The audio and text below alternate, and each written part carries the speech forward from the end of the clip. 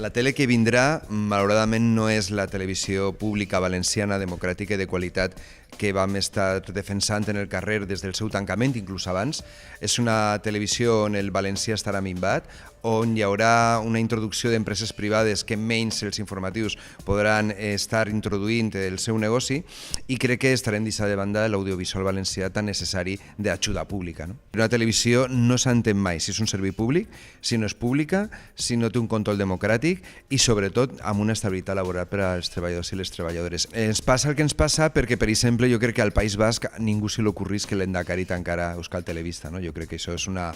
realitat, i tampoc a Catalunya. Som l'única comunitat autònoma amb llengua pròpia que encara a hores d'ara no té una televisió pública. I ens passa el que ens passa també perquè al final crec que una bona part de la societat valenciana ha acabat comprant el missatge de que els treballadors eren els culpables, que els treballadors eren els que havien endeutat la televisió, que els treballadors al final eren uns privilegiats, i això poquet a poquet ha sigut com la pedra, que al final acaba foradant-se amb la gota malalla, i que malauradament aquesta mobilització tan gran que va haver en l'any 2013 s'ha anat perdent.